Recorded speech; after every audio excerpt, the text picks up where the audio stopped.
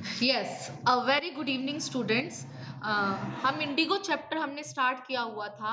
2 videos इस chapter से related मैं ऑलरेडी अपलोड कर चुकी हूँ। जो ये थर्ड वीडियो इसकी है, आई होप आज हमारा चैप्टर भी कंप्लीट हो जाएगा। जो चैप्टर हमने स्टार्ट किया है इंडिगो, मैंने इसका पहले भी बैकग्राउंड दिया था। एक बार थोड़ा सा ब्रीफ 1 मिनट का मैं आपको बता रही हूँ। रेवोल्यूशनरी थीम है, आंदोलनकारी इसका जो पॉइंट ऑफ व्यू इसमें मेनली जो हाईलाइट किया गया है, इसमें जो मेन करेक्टर है वो है महात्मा गांधी, राजेंद्र प्रसाद एंड राजकुमार शुक्ला।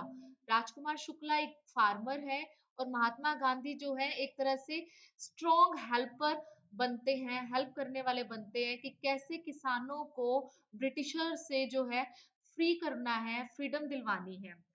तो आज जो हमने चैप्टर आगे कंटिन्यू करना है वो हमारा चैप्टर स्टार्ट होगा द मैजिस्ट्रेट से। इससे पहले जो हमने पढ़ा था, जो लास्ट पैसेज था, उस लास्ट पैसेज में हमें ये पता लगा था कि जो महात्मा गांधी है, ही सेड दैट कि वो एक कंफ्यूजन में है। There is a conflict between duties. एक कर्तव्यों की उलझन है, एक फर्ज की उलझन है। किस चीज की?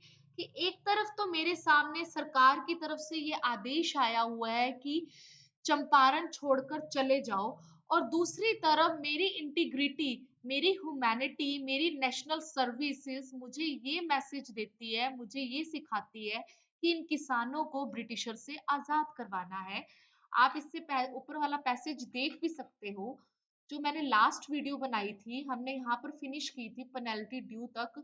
और यहाँ इस पैसेज में महात्मा गांधी यही कह रहे हैं कि एक कन्फ्लिक्ट ऑफ ड्यूटीज है। कन्फ्लिक्ट का मतलब होता है उलझन, ड्यूटीज का मतलब होता है फर्ज, कि एक जिम्मेवारियों की उलझन दिखाई दे रही है। बट फिर भी कंक्लूजन क्या निकालते हैं महात्मा गांधी कि अपनी voice of conscience means to say अंतरात्मा को सुनना ही is better option rather than to follow any law. इसकी बजाय कि मैं किसी कानून को मानूं, किसी पुलिस ऑफिसर का कहा मान कर मैं चंपारण छोड़कर चला जाऊं, तो बेहतर यही है, बेहतर ऑप्शन यही है कि मेरे को अपने अंदर की आवाज सुननी चाहिए। और मेरी कंसाइंस मुझे यही कह रही है कि इन फार्मर्स को ब्रिटिशर से बचाना है। आगे हम स्टार्ट कर रहे हैं। आपका जो स्टार्ट हो रहा है the magistrate. The magistrate announced that The magistrate announced that he would pronounce sentence after a 2 hour recess. यहाँ पर मैजिस्ट्रेट ने, जज ने घोषणा की कि मैं 2.5 घंटे के बाद, 2.5 घंटे की रिसेस के बाद ही मैं सजा सुनाऊंगा। सेंटेंस का मतलब होता है सजा देना। एक्चुअल में क्या था, सीन क्या था कि महात्मा गांधी को कोर्ट की तरफ से बुलावा आया है। महात्मा गांधी को कोर्ट की तरफ से बुलाया गया है। तो बीच में लॉयर्स, वकील जो है ये फैसला लेते हैं कि 2-2.5 घंटे के लिए ना इस कोर्ट की मीटिंग को रोक दिया जाए जब फैसला सुनाया जाना है। और इस दौरान मीटिंग को रोका भी गया। एंड देन क्या हुआ, and asked Gandhi to furnish bail for those 120 minutes. और गांधी जी को ये कहा गया कि वो जमानत लेकर चला जाए। बेल का मतलब होता है जमानत। जमानत लेकर चला जाए। क्यों? क्योंकि महात्मा गांधी को तो बंदी बनाया हुआ है, वो कोर्ट में है, उसको कोर्ट की तरफ से बुलाया गया है। तो ये सलाह दी जाती है कि जो 2 घंटे के लिए इस कोर्ट के काम को रोका गया है, उस 2 घंटे के लिए महात्मा गांधी जमानत ले ले। बट गांधी जी रिफ्यूज्ड, गांधी जी ने मना कर दिया। द जज रिलीज्ड हिम विदाउट बेल। पर जज जो थे, उन्होंने गांधी जी को आजाद ही कर दिया। उन्होंने कहा आप जा सकते हो 2-2.5 घंटे के लिए विदाउट टेकिंग एनी बेल। भले चाहे जमानत ना लो आप, पर फिर भी आप फ्री हो। मीन्स टू से जजेस को भी इस चीज का अंदाजा था कि जो एक आइडेंटिटी, एक पर्सनालिटी किसानों के फेवर में काम कर रही है, वो कोई छोटी मोटी हस्ती नहीं है, एक बहुत बड़ा लेजेंड है, महान नेता है। और इसी कारण से जजेस भी कहीं ना कहीं उसके फेवर में ही थे। तभी कहते हैं कि बिना जमानत लिए भी आप फ्री हो, आप जा सकते हो। नेक्स्ट पैसेज है, when the court convened. Convened का मतलब होता है स्टार्ट होना। जब कोर्ट फिर से स्टार्ट हुआ 2.5 घंटे के ब्रेक के बाद, द जज said he would not deliver the judgement for several days. जज ने कहा मैं फैसला नहीं सुनाऊंगा meanwhile he allowed Gandhi to remain at liberty. इसी बीचों बीच गांधी जी को इस चीज की आजादी है कि वो आराम से बाहर घूम सकते हैं, मतलब बाहर जा सकते हैं। राजेंद्र प्रसाद, ये नाम बहुत इंपॉर्टेंट है, इससे रिलेटेड एक शॉर्ट क्वेश्चन बनता है। राजेंद्र प्रसाद, ब्रिज किशोर बाबू, मौलाना मजहर हक and several other prominent lawyers. ये किसके नाम है? ये वकीलों के नाम है, लॉयर्स के नाम है। तो आपको ध्यान होगा, मैंने वेरी फर्स्ट वीडियो में ये बताया भी है कि Gandhi ji main role play करते हैं, उसके बाद शुक्ला एंड एक और करेक्टर आ रहा है वो है राजेंद्र प्रसाद। गांधी जी के लिए पता ही है आपको, इसका इंट्रोडक्शन देने की कोई जरूरत नहीं है। शुक्ला इस चैप्टर के अंदर एक फार्मर है और प्रसाद जो है एक वकील है, लॉयर है। तो ये सारे के सारे वकीलों के नाम है। हैड अराइव्ड फ्रॉम बिहार, जो बिहार से आए हैं। दे कन्फर्ड विद गांधी। कन्फर्ड का मतलब होता है इंटरेक्ट करना, बातचीत करना। इन सब ने कन्वर्सेशन की, बातचीत करी गांधी जी के साथ। What would they do if he was sentence to prison. अब इस लाइन को ध्यान से समझिएगा। दे, दे का मतलब यहाँ पर यूज हुआ है अंग्रेजों के लिए, ब्रिटिशर्स के लिए। ब्रिटिशर्स क्या करेंगे if he was sentenced oh sorry, Britishers के लिए नहीं है, it was used for a lawyers। यहाँ पर जो दे वर्ड यूज किया गया है ये ब्रिटिशर के लिए यूज नहीं किया है, ये लॉयर के लिए यूज किया है, वकीलों के लिए यूज किया है। कौन से वकील? जिनका अभी अभी मैंने जिक्र किया है, राजेंद्र प्रसाद, ब्रिज किशोर बाबू और मौलाना हक। कहते हैं कि ये लोग वकील क्या करेंगे इफ, अगर ही वो सेंटेंस टू प्रिजन, अगर गांधी को, ही कौन है यहाँ पर? गांधी जी। अगर गांधी जी को सजा दे दी जाती है कि वो जेल में रहे। गांधी आस्ट, ये सवाल किसने पूछा? गांधी जी ने पूछा। अब इसको थोड़ा सा समझ के देखो, ये बातचीत चल रही है गांधी जी के बीच में और उन वकीलों के बीच में। गांधी जी वकीलों से पूछता है कि तुम लोग क्या करोगे अगर मुझे जेल में भेज दिया जाता है। वाई, आंसर क्या आता है? क्यों? द सीनियर लॉयर रिप्लाइड, सबसे बड़ा वकील बोलता है, they had come to advise and help him, कि हम वकील तो यहाँ क्यों आए हैं? आपको सलाह देने के लिए, आपकी मदद करने के लिए। If he went to jail, और अगर महात्मा गांधी जेल चले जाते हैं, there would be nobody to advise, इसका मतलब कोई भी नहीं है अब जिसको मैं सलाह दे सकूं, या दे वुड गो होम, तो हम वकील भी कहाँ चले जाएंगे? वापिस अपने घर की तरफ। तो मीन्स यहाँ पर उन वकीलों के बारे में बताया गया है कि वकील के लिए कितनी सेल्फिशनेस दिखाई गई है, कि उनका काम क्या था? महात्मा गांधी को सलाह देना। अगर महात्मा गांधी जेल जा रहे हैं, that means there is no need to to have a lawyer in Champaran, कि चंपारण में वकीलों की भी जरूरत नहीं है। What about the injustice to the share cropper, फिर जो इन किसानों के साथ गलत हो रहा है उनका क्या? गांधी डिमांडेड, गांधी ने पूछा। The lawyer withdrew to consult, lawyer lawyer ने थोड़ी देर के लिए वेट मांगी, समय मांगी, ताकि वो आपस में कंसल्ट कर सके। कंसल्ट का मतलब डिस्कशन कर सके, डिस्कस कर सके। Rajendra Prasad had recorded the upshot of their consultation. Rajendra Prasad कौन है? वकील है। उसने रिकॉर्ड किया, रिकॉर्ड का मतलब ये नहीं है कि टेप रिकॉर्डर वाला रिकॉर्डिंग, नो, ये मीन नहीं है। मीन्स टू से रिकॉर्डेड का मतलब उनके वर्ड्स को समझा जो आपस में वो डिस्कस कर रहे थे। किस चीज के लिए? कंसल्टेशन, जो आपसी बात कर रहे थे। और बात क्या कर रहे थे? दे थॉट, वकील सोचते थे, amongst themselves that Gandhi ji was totally a stranger. वकील जो है आपस में बात करते हैं, कहते हैं अगर हम लोगों की बात की जाए ना, तो हम लोगों में गांधी जी तो बिल्कुल अजनबी है। एंड येट, और फिर भी he was prepare to go to prison, और फिर भी गांधी जी तैयार है जेल में जाने के लिए। क्यों? For the sake of the peasant, इन किसानों की मदद के लिए। And if they, on the other hand, और इफ दे कौन है? मतलब कि वकील। मतलब यहाँ पर क्या कहा जा रहा है? लॉयर और गांधी जी के बीच में कंपैरिजन हो रहा है। कंपैरिजन कौन कर रहा है? प्रसाद कर रहे हैं, राजेंद्र प्रसाद। राजेंद्र प्रसाद कहते हैं कि गांधी जी तो बिल्कुल अजनबी है हम लोगों के बीच में, हमने तो गांधी जी को बुलाया है, खुद किसानों की दशा बताई है, फिर भी वो गांधी जी तैयार है जेल में जाने के लिए। और वही दूसरी तरफ अगर मैं लॉयर की बात करूं, तो ये इतने सेल्फिश है कि ये कह रहे हैं कि अगर गांधी जी जेल जा रहे हैं तो हमें यहाँ पर क्या करना? हम घर की तरफ रवाना होते हैं। तो वही लाइंस आ रही है। ऑन द अदर हैंड, दूसरी तरफ, being not only residents of the adjoining districts, कि हम सिर्फ साथ वाले जिले में ही नहीं रहते, but also those who claim to have served these peasant, बल्कि हम तो वो भी है जिन्होंने दावा किया था, क्लेम्ड का मतलब दावा किया था कि हम इन किसानों की, पीजेंट का मतलब किसानों को सर्व करेंगे, सर्व का मतलब सेवा करेंगे, कि हमारी तो जिम्मेवारी ज्यादा बनती है गांधी जी से। शुड गो होम, क्या हम घर चला जाना चाहिए हमें? No, it would be a shameful desertion. Desertion होता है फैसला, ये तो बड़ा ही शर्मनाक फैसला होगा। दे अकॉर्डिंगली, नेक्स्ट पैसेज आ रहा है आपका, they accordingly went back to Gandhi and told him they were ready to follow him into jail, and the battle of Champaran is won, he exclaimed। थोड़ी देर बाद उन वकीलों ने फैसला लिया कि हम गांधी जी के पास जाएंगे और हम कहेंगे कि हम आपका जेल में पीछे पीछे फॉलो करेंगे, और इससे क्या होगा, चंपारण की जीत होगी।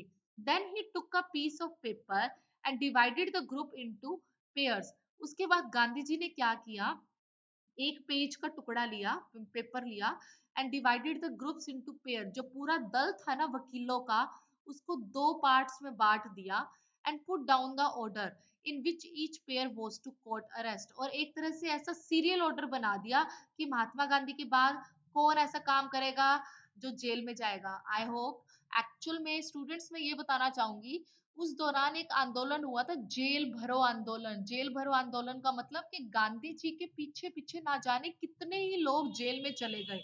तो एक ऑर्डर बना दिए कि पहले ये दो लोग जेल में जाएंगे, उसके बाद नेक्स्ट टू लोग जाएंगे, उसके बाद नेक्स्ट टू पर्सन जाएंगे। इसी तरीके से यहाँ पर बात मेंशन हुई। नेक्स्ट पैसेज है, several days later, Gandhi received a written communication from the magistrate information informing him that Lieutenant Governor of the province had ordered the case to be dropped. कुछ दिनों के बाद गांधी जी ने एक लिखा हुआ पेज, कम्युनिकेशन मिला, कहाँ से, मैजिस्ट्रेट से, जिसमें ये इंफॉर्मेशन दी गई थी क्या, कि लेफ्टिनेंट गवर्नर जो है, उन्होंने ऑर्डर किया है कि केस को ड्रॉप कर दिया जाए, मतलब केस को छोड़ दिया जाए, सारा मामला खत्म कर दिया जाए। अब जैसे ही ये फैसला आया तो क्या हुआ, सिविल डिसोबीडेंस। सिविल डिसोबीडेंस का मतलब क्या है, सविनय अवज्ञा आंदोलन। अगर किसी स्टूडेंट को अगर हिस्ट्री में नॉलेज हो थोड़ी बहुत, तो आपको ध्यान आ जाए कि ऐसा आंदोलन भी हुआ था। सविनय अवज्ञा आंदोलन को क्या कर दिया जाएगा, अवज्ञा आंदोलन हैड ट्रिम्फ्ड, ट्रिम्फ्ड का मतलब विजय, उसकी विजय हुई। एंड द फर्स्ट टाइम, पहली बार वो भी इन मॉडर्न इंडिया में, इस भारत में। Gandhi and the lawyers now proceeded to conduct a far flung inquiry into the grievances of the farmers.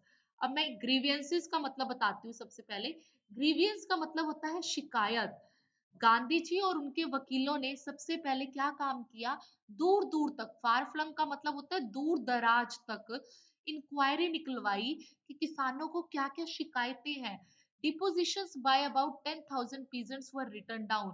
पता नहीं ना जाने कितने ही हमें रिटर्न में पेजेस मिले जहां पर किसानों ने अपनी शिकायतें लिखी। Notes made on other evidence, और कहीं कहीं पर नोट्स भी बना बना कर हमें भेजे गए एज अ प्रूफ। एविडेंस मतलब proof. Documents were collected, the whole area throbbed with the activity। Throbbed का मतलब होता है कि पूरा का पूरा जो क्षेत्र है चंपारण का, भरा हुआ था, खचाखच हलचल हो रही थी। थ्रॉब्ड का मतलब होता है हलचल मची हुई थी एक तरह से। एक्चुअल में थ्रॉब्ड का मतलब होता है तहलका मचना, हलचल मचना, किस चीज की, with the activity of the investigators, कि इन्वेस्टिगेटर्स जो है वो कुछ ना कुछ काम कर रहे हैं, खोजबीन कर रहे हैं किसानों के बारे में जानने के लिए।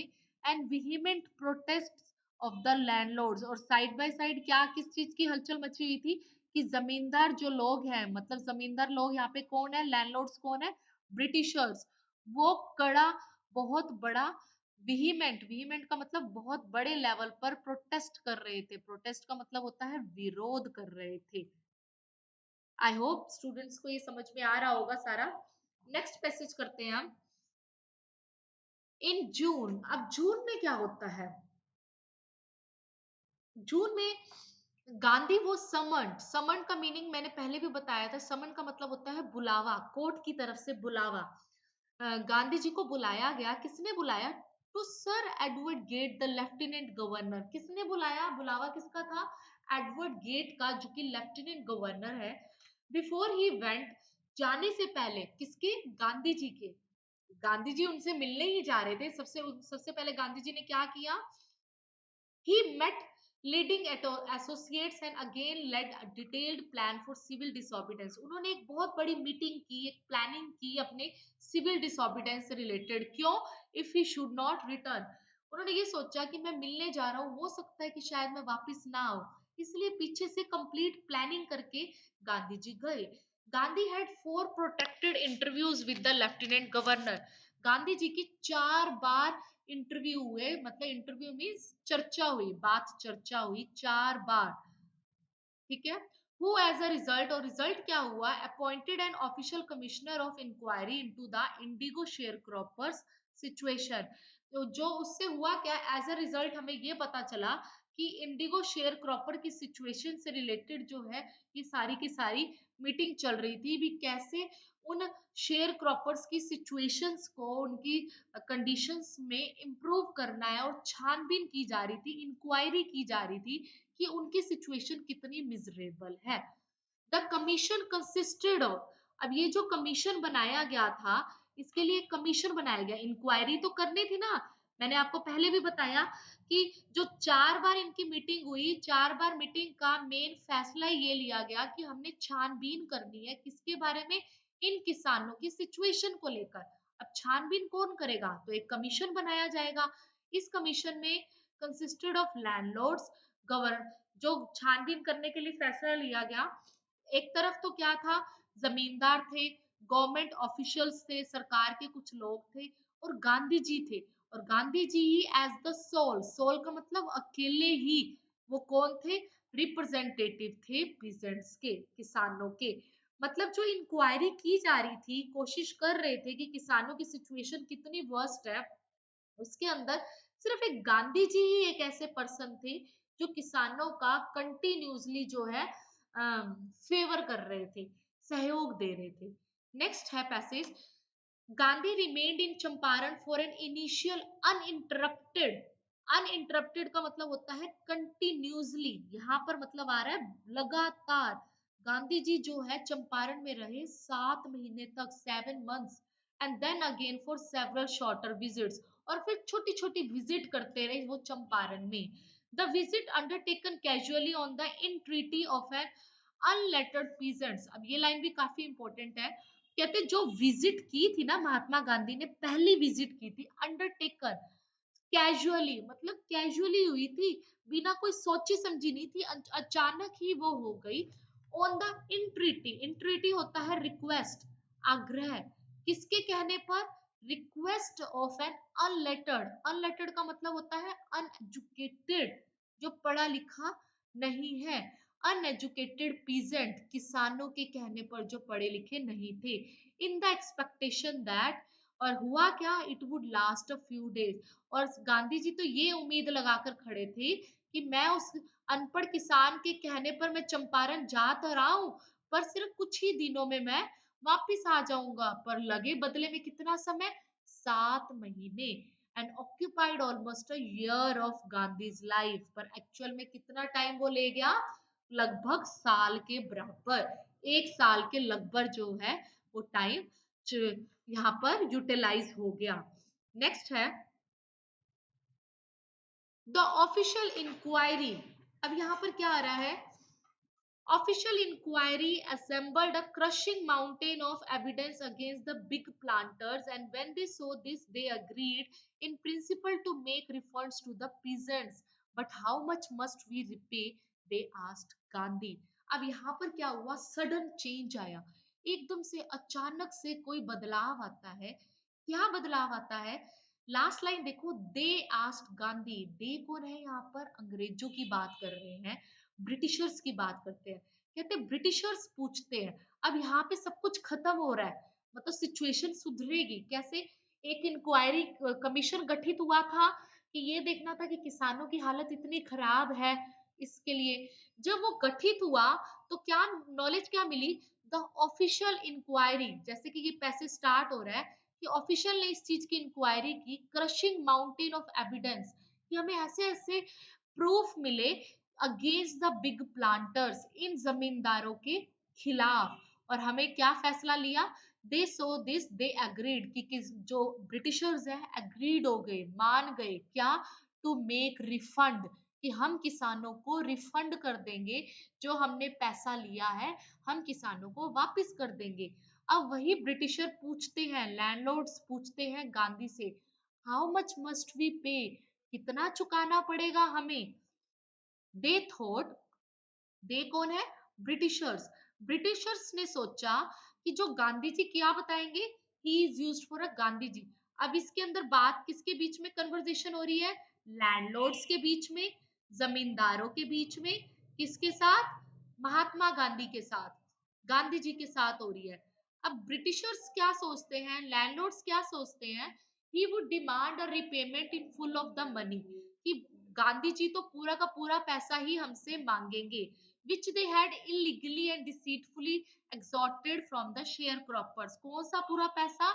जो इलीगल तरीके से, मतलब कानून के खिलाफ या धोखे से, डिसीटफुली का मतलब होता है धोखे से, एक्सॉर्टेड, एक्सॉर्टेड का मतलब होता है हड़पना, एक तरह से कब्जा करना, एक्सॉर्टेड का मतलब, या एठना, एग्जैक्ट मीनिंग आएगा एठना, मतलब लेना, फ्रॉम द शेयर क्रॉपर्स, हम इन किसानों से पैसे लिए हैं।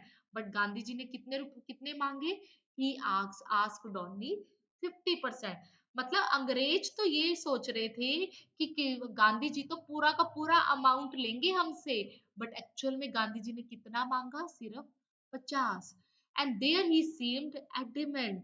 एडमेंट का मीन्स यहाँ पर क्या आएगा, कि वो बिल्कुल इस चीज को लेके ना उनको हैरानी भी हो रही थी, कि मतलब उनको ये लग रहा था कि गांधी जी तो बिल्कुल भी टस से मस नहीं होंगे, एकदम से स्ट्रिक्ट बने रहेंगे कि मेरे को तो फुल अमाउंट लेना है, पूरा का पूरा पैसा लेना है। ये बात कौन सोच रहा था? रेवर जे जेड होज। ये कौन है? अ ब्रिटिश मिशनरी इन चंपारण। इस इंसान ने ये सोचा कि गांधी जी तो एडिमेंट है, टस से मस नहीं होंगे, वो तो कंप्लीट पैसा लेंगे। Who observe the entire episode eight close range. और इस होज जो पर्सन है, उन्होंने सारे दृश्य को बड़े ही नजदीक से देखा था, thinking probably that he would not give way, the representative of the planters offered to refund to extent of 25%। पर सोचा क्या, हुआ क्या? गांधी जी ने और किसके लिए सिर्फ डिमांड की? he would not give way the अब गांधी जी ये कहते हैं कि मेन बात क्या इंपॉर्टेंट है, representative of the planters offer to refund to extent of 25%। Main क्या चीज है कि वो सिर्फ हमें पे करे, ये मेन है। इट डजेंट मैटर कि वो हमें फुल अमाउंट दे रहे हैं या 50% दे रहे हैं या 25% दे रहे हैं। एंड टू हिज अमेजमेंट, और हैरानी की बात क्या हुई, mister Gandhi took him at his word, कि मिस्टर गांधी ने कुछ भी नहीं कहा, वो तैयार हो गए कि हाँ आप हमें चाहे 25% ही दे दो। और इस तरीके से सारा का सारा दस ब्रेकिंग द डेडलॉक, जो एक तरह से नफरत सी बनी हुई थी, दूरियां सी बनी हुई थी, वो सब खत्म हो गई। एक्चुअल में जो कन्वर्सेशन हुई उसके अंदर ये हुआ था कि गांधी जी फुल पैसे की डिमांड करेंगे, पर हुआ क्या? गांधी जी ने करी 50 की, बट लास्ट में ब्रिटिशर ने किसकी की? 25 की।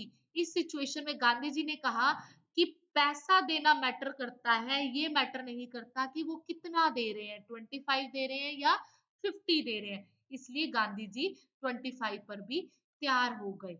नेक्स्ट पैसेज है, दिस सेटलमेंट, कहते ये जो सलाह मशवरा हुआ वॉज अडॉप्टेड अनएनिमसली। अनएनिमसली होता है एक मत से, मतलब एक ही फैसले से ये हुआ, सब सहमत हो गए, एक सहमत हुए, सभी के सभी सब तैयार हो गए कि हाँ सिर्फ 25% ही शेयर किसको देना है?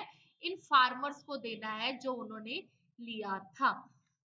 गांधी एक्सप्लेन्ड दैट, गांधी जी ने कहा, the amount of the refund was less important than the fact that the landlords had been obliged to surrender part of the money. Gandhi ji ये कहते हैं कि जो रिफंड का पैसा दिया जा रहा है वो कम इंपॉर्टेंट है, वो इतना इंपॉर्टेंट नहीं है, बल्कि ज्यादा क्या इंपॉर्टेंट है कि ये जो जमींदार है, लैंडलॉर्ड्स है, हैड बीन ऑब्लाइज्ड, वो तैयार हो गए हैं सरेंडर करने के लिए। सरेंडर का मतलब क्या होता है? झुकने के लिए तैयार हो गए हैं। ये बात इंपॉर्टेंट है। ये इंपॉर्टेंट नहीं है कि वो 50% दे रहे हैं या 25% दे रहे हैं। And with it part of their Prestige, और अपनी इज्जत को भी छोड़ने के लिए वो तैयार हो गए हैं। Therefore at last, as far as the peasants were concerned, अगर किसानों की भी बात की जाए, the planters had behaved as lords. ये जो लोग थे, प्लांटर्स, ब्रिटिशर्स थे, वो कैसे बने हुए थे? एक तरह से देवता बने हुए थे, अबव द लॉ। मतलब ये जो ब्रिटिशर्स थे हमेशा यही सोचते थे कि कानून से भी हम ऊपर है। बट नाउ अब क्या हो रहा है? पीजेंट सोच that, so that he had a rights and defenders. अब किसान ये सोचते हैं अब हमारे पास भी अधिकार है, हम खुद भी अपनी रक्षा कर सकते हैं। एंड ही लर्नड करेज, और इस तरीके से अब इन लोगों में भी, इन किसानों में भी ब्रेवरी आ गई है, वीरता आ गई है। थोड़ा सा ये जो लाइंस है ना, थोड़ी सी कॉम्प्लिकेटेड है। एक बार आप इनको दोबारा से रीड आउट करोगे तो काफी कंसेप्ट क्लियर हो जाएगा। नेक्स्ट आ रहा है, events justified Gandhi's position. Within a few years, the British planters abandoned their estate. थोड़े थोड़े टाइम बाद गांधी जी की पोजीशन सारे भारत को समझ में आने लगी कि महात्मा गांधी कितने महान इंसान है। और कुछ ही सालों में ये ब्रिटिशर्स जो है, ब्रिटिशर्स प्लांटर जो है, छोड़कर चले गए। अबेंडन का मतलब होता है लीव करके चले गए, छोड़कर चले गए उनकी जमीनों को, स्टेट को, प्रॉपर्टी को, विच रेवर्टेड टू द पीजेंट, जो फिर से वापिस कर दी गई। रेवर्टेड का मतलब है वापिस कर दी गई इन किसानों को। And indigo share cropping disappeared, और इंडिगो शेयर क्रॉपिंग क्या हो गई? खत्म हो गई वहां से। Gandhi ji never contented himself with the large political and economic solution. Gandhi ji कभी भी संतुष्ट नहीं होते थे, कभी भी सेटिस्फाई नहीं होते थे। किस बात से लेकर? कि क्या राजनीतिक और आर्थिक सॉल्यूशन है, क्या आर्थिक सिचुएशन है हमारे भारत की। He saw the cultural and social backwardness in Champaran village. बल्कि गांधी जी ने तो ये देखा कि चंपारण गांव में सामाजिक स्तर पर या सांस्कृतिक स्तर पर कितना ज्यादा डिफरेंस है, कितनी ज्यादा बैकवर्डनेस है। And wanted to do something about it immediately, और वो कुछ ना कुछ करना चाहते थे इसके लिए। अब यहां से बहुत इंपॉर्टेंट आ रहा है, न्यू फेज स्टार्ट हो रहा है। न्यू फेज क्या हो रहा है? ब्रिटिशर्स छोड़कर चले गए हैं, इंडिगो शेयर क्रॉपिंग क्रॉपिंग खत्म हो गई है। मीन्स टू से चैप्टर समिंग अप की तरफ जा रहा है, सम अप हो रहा है चैप्टर का, चैप्टर खत्म हो रहा है एक तरह से। तो यहाँ पर क्या करते हैं गांधी जी? क्या करते हैं? ही अपील्ड, वो प्रार्थना करते हैं फॉर टीचर्स। वो अध्यापकों को कहते हैं। अध्यापक का क्या नाम है? ये भी काफी इंपॉर्टेंट है, महादेव देसाई एंड नरहरि पारिक। ये कौन है? Two young men who had just joined Gandhi as disciple, जिन्होंने गांधी को फॉलो करना शुरू किया एज अ शिष्य बनकर। डिसाइपल होता है फॉलोअर्स। एंड देयर वाइव्स, और इन दोनों लोगों की वाइफ्स ने भी अपनी इच्छा से काम करना शुरू किया। वॉलंटियर्ड का मतलब होता है अपनी इच्छा से काम करना शुरू किया। Several more came from Bombay, Poona and other distant parts of the land. अलग अलग जगह से लोग आए। देवदास गांधीज यंगेस्ट सन, देवदास कौन है? गांधी का छोटा बेटा। अराइव्ड फ्रॉम आश्रम and so did Mrs Gandhi. कौन आया? उसका छोटा बेटा और उसकी वाइफ, मतलब Kasturba. Primary schools were open in 6 villages, छोटे छोटे स्कूलों को खोला गया। प्राइमरी मतलब 1 to 5, 6 गांवों में। And Kasturba by taught the आश्रम रूल्स ऑन पर्सनल क्लीनलीनेस। ये काफी इंपॉर्टेंट है कि कस्तूरबा बाई ने आश्रम किस चीज का लेसन दिया बच्चों को, तो या लोगों को? पर्सनल क्लीनलीनेस, अपनी खुद की सफाई का। एंड कम्युनिटी सैनिटेशन, या समाज की सफाई का। तो नेक्स्ट आ रहा है, ये पैसेज भी काफी इंपॉर्टेंट है, इससे रिलेटेड भी काफी इंपॉर्टेंट क्वेश्चन बनता है। हेल्थ कंडीशंस वर मिजरेबल, स्वास्थ्य स्वास्थ्य काफी खराब था उस दौरान। Gandhi got a doctor to volunteer his services for 6 month. Gandhi ji ऐसे डॉक्टर को लेकर आए जिन्होंने 6 महीने के लिए फ्री सेवा की। वॉलंटियर मतलब अपनी इच्छा से। 3 मेडिसिन वर अवेलेबल, 3 दवाइयां उस दौरान दी जाती थी। कैस्टर ऑयल, कैस्टर ऑयल होता है अरंडी का तेल। क्विनाइन, क्विनाइन एक ऐसी दवाई होती है जो मलेरिया में दी जाती है। And sulphur ointment, sulphur ointment वो है जब कोई जख्म हो जाता है तब दिया जाता है। एनीबडी हु शॉर्ड अ कॉटेड टंग, ऐसा कोई जिसकी टंग पर, जीभ पर काफी खराब हो गई है वो टंग, कॉटेड का मतलब यहाँ पे ये कहा गया है कि नीट एंड क्लीन नहीं है, तो उस दौरान क्या दिया जाता था, was given a dose of castor oil. And anybody with malaria, किसी को मलेरिया फीवर है, received quinine plus castor oil. And anybody with skin eruption, किसी को स्किन पर प्रॉब्लम होगी या पिंपल्स हो गए हैं टाइप्स, तो उसको क्या दिया जाता था, ऑइंटमेंट प्लस कैस्टर ऑयल। मतलब उस दौरान ये तीन दवाइयां ही मेन थी।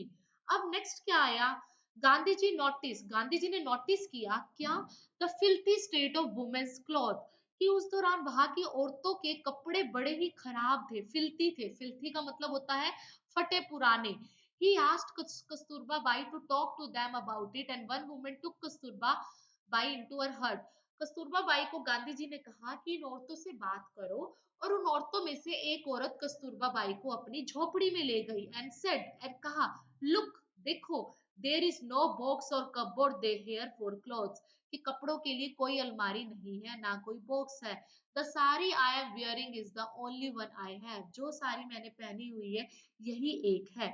During his long stay in Champaran, Gandhi kept a long distance watch on the आश्रम। कहते इतना लंबा टाइम गांधी जी रहे, लगभग एक साल के बराबर, तो गांधी जी का आश्रम भी तो था, उसको भी तो संभालना था, तो गांधी जी दूर से ही उसको भी देखते थे। He sent regular instruction by mail, mail के थ्रू वो इंस्ट्रक्शन भेजते थे, and ask for financial accounts, और पूछते रहते थे लेखा जोखा वहां का कैसा चल रहा है। He sent regular sorry once he wrote to the residents that it was time to fill in the old latrine trenches। अब यहाँ पर क्या कहा जा रहा है कि एक बार गांधी जी ने मेल के थ्रू वहां रहने वाले, आश्रम में रहने वाले रेजिडेंट्स, रेजिडेंट्स होता है निवासियों, निवासियों को लिखकर भेजा क्या, कि जितने भी क्या कहते हैं, कह सकती हूँ मैं यहाँ पर, जितने भी वॉशरूम है उस दौरान उनको खत्म किया जाए, फिल किया जाए, जो डिगिंग है, जो होल्स बने हुए हैं उनको भर दो, एंड डिग न्यू वन, और नए टॉयलेट्स बनने चाहिए, otherwise the old ones would begin to smell bad. अगर नए नए नहीं बनाए, न्यू नहीं बनाए, तो पुराने वालों में से बड़ी ही गंदी वाली या स्मेल, बैड स्मेल आएगी। नेक्स्ट पैसेज आ रहा है आपका, the Champaran episode was a turning point in Gandhi's life। Gandhi की लाइफ में ये एपिसोड बड़ा ही टर्निंग पॉइंट था। What I did, he explained, was a very ordinary thing। Gandhi ji कहते हैं मैंने जो भी चंपारण में किया ना, बड़ा ही सामान्य से काम है, कोई खास काम नहीं है। I declared that the British could not order me about in my own country। Gandhi ji ने तो घोषणा कर दी कि अंग्रेज लोग मुझे इस चीज के लिए ऑर्डर नहीं दे सकते कि मैं अपनी कंट्री को छोड़कर जाऊं।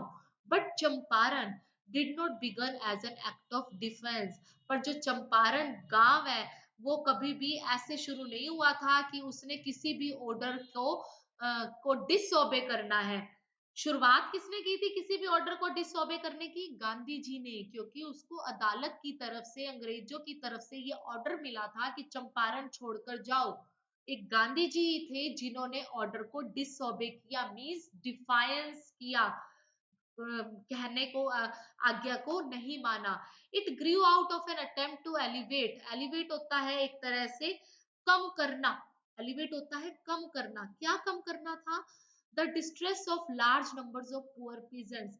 ये सब कुछ क्यों हुआ, ऑर्डर को क्यों डिसओबे किया गया, क्योंकि इन गरीब किसानों के डिस्ट्रेस को, प्रॉब्लम को कम करना था। And this was the typical Gandhi pattern। His politics were intervened with the practical day-to-day problems of the millions। यही तो गांधी जी है जिसका मेन मकसद क्या था, जिनकी राजनीति क्या थी, पॉलिटिक्स क्या थी, कि लोगों की, इन मिलियंस लोगों की डे टू डे प्रॉब्लम को इंटरवीन करना, समझना है। His was not a loyalty to abstractions, it was a loyalty to living human beings। कहते उस, इस गांधी जी की वफादारी इसमें नहीं थी कि उसने लोगों के साथ, अब्स्ट्रक्शंस का मतलब होता है कि सही ढंग से व्यवहार करना है या नहीं करना, बल्कि गांधी जी की लॉयलिटी, वफादारी तो इसमें थी कि उन्होंने इन ह्यूमन बींग्स को खुशी से या अच्छे से जिंदा रहना सिखाना था। नेक्स्ट है इन एवरीथिंग, पर फिर भी कहा जाए गांधी जी डिड, गांधी जी ने किया। Moreover he tried to mould a new free Indian, उन्होंने नया भारतीय बनाने की कोशिश की। कैसा भारतीय, कैसा आदमी, who could stand on on his own feet, जो खुद अपने पैरों पर खड़ा हो सके, एंड दस मेक इंडिया फ्री, और आजाद भारत बना सके। यह आपका लास्ट पैसेज है। अर्ली, बड़ी ही जल्दी, in the Champaran action, Champaran action में, चंपारण के कामों में अब एक और इंसान का जिक्र हो रहा है, चार्ल्स फ्रेरर एंड्रयूज। ये वो इंसान है जो गांधी जी का फॉलोअर था, गांधी जी को बड़े ही दिल से मानता था। बट इनको कहाँ भेज दिया गया, इनको किसी आइलैंड में भेज दिया गया, एक ड्यूटी लगा दी गई। कहां पर भेजा था, फिजी आइलैंड में, एक काम के सिलसिले में। तो who had become a devoted follower, मैं बता चुकी हूँ आपको, and came to bid Gandhi farewell, और आया गांधी जी को अलविदा देने के लिए। कब, before going to a tour of duty, कब उसने अलविदा देने के लिए आया, जब ये इंसान जो है, चार्ल्स जो है, फिजी आइलैंड जा रहा था अपनी ड्यूटी पर। Gandhi's lawyer friends thought it would be a good idea for Andrews to stay in Champaran and help them. Gandhi ji के वकील ये सोचते थे कि ये तो बड़ा ही अच्छा होता अगर ये चार्ल्स एंड्रयू ना जाता और चंपारण में उनके साथ रहता और उनकी मदद करता। एंड्रयूज वॉज विलिंग, एंड्रयू भी तो यही चाहता था। इफ गांधी एग्रीड, अगर गांधी जी तैयार हो जाते, मतलब मोटे तौर पे क्या था, चार्ल्स खुलेआम ऑफर दे रहा था कि मैं गांधी जी के साथ जुड़ना चाहता हूँ, पर गांधी जी ने इस ऑफर को एक्सेप्ट नहीं किया। उन्होंने कहा कि अगर उसका साथ लेके मुझे स्वतंत्रता मिली, अगर चार्ल्स का साथ लेके मुझे किसानों के लिए मैंने कुछ काम किया, तो वो क्या काम किया, मैंने तो अपनी तरफ से नहीं किया बल्कि उसकी मदद ली, इसलिए वो उस इंसान की कोई भी मदद नहीं लेता।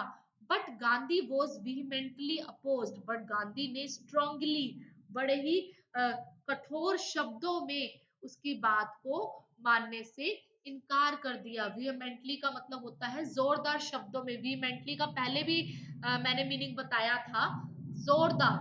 vehemently होता है जोरदार, strongly means to say।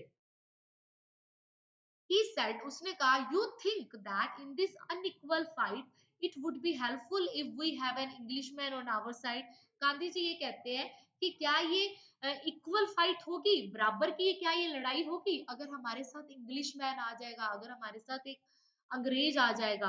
This shows the weakness of your heart, ये तो हमारे दिल की कमजोरी दिखाएगा कि हम इतने मजबूत नहीं है कि हमें अंग्रेजों का साथ लेना पड़ा। The cause is just and you must rely upon yourself to win the better. कहते हैं ये तो कुछ भी नहीं है, तुम्हें अपने आप पर विश्वास रखना चाहिए। रिलाई का मतलब होता है विश्वास रखना चाहिए, अगर तुमने बैटल जीतनी है, अगर युद्ध जीतना है। You you you should not seek a prop, prop होता है हेल्प, हमें हेल्प नहीं लेनी चाहिए, किसकी, चार्ल्स फेरर एंड्रयू की। क्यों, क्योंकि वो तो एक इंग्लिश मैन है। He had read our mind correctly, Rajendra Prasad comment. Rajendra Prasad कहते हैं कि उसने, गांधी जी ने हमारा दिमाग बड़े अच्छे से पढ़ लिया था। कैसे, आपको याद हो तो महात्मा गांधी जी के पास सबसे पहले शुक्ला जाते हैं अपनी सिचुएशन बताने के लिए, फिर शुक्ला उनको कहाँ लेके जाता है, राजेंद्र प्रसाद के पास, वकीलों के पास लेकर जाता है। तो वही वकील कहता है कि गांधी जी ने तो हमारे दिल को पढ़ लिया था, हमारे माइंड को पढ़ लिया था, and we had no reply, हमारे पास तो कोई जवाब भी देने को नहीं है। Gandhi ji in this way, इस तरह से गांधी जी ने टोट अस, हमें सिखाया क्या, a lesson in self reliance. Self reliance का मतलब क्या होता है, कौन सा लेसन सिखाया, इंडिपेंडेंस का। सेल्फ रिलायंस का मतलब क्या होता है, इंडिपेंडेंस, आजादी का, आत्मनिर्भरता, एग्जैक्ट क्या आएगा, आत्मनिर्भरता का पाठ हमें गांधी जी ने सिखाया। लास्ट लाइन, सेल्फ रिलायंस, आत्मनिर्भरता एंड इंडियन इंडिपेंडेंस, और भारत की आजादी, हेल्प टू शेयर क्रॉपर्स, और किसानों की मदद, वर ऑल बाउंड टुगेदर। ये तीनों की तीनों चीजें क्या है, इंटरकनेक्टेड है। शुरू किससे हुई, शेयर क्रॉपर से, किसानों से, पहुंची कहां तक, सेल्फ रिलायंस पर, आत्मनिर्भरता से, और इस आत्मनिर्भरता से हम कहां पहुंच गए, इंडियन इंडिपेंडेंस, भारत की स्वतंत्रता तक। मीन्स टू से एज अ होल, अगर मैं इसका सम अप करूं तो यही है कि उस दौरान अराउंड 1947 किस तरीके से फ्रीडम फाइटर्स जो हैं उन्होंने लड़ाई करके अंग्रेजों के खिलाफ लड़कर अपनी आजादी ली और किसानों को उस प्रेशर से आजाद करवाया जो कंटिन्यूसली वो फेस कर रहे थे। आई होप सब स्टूडेंट्स को ये चैप्टर अच्छे से समझ में आ गया होगा।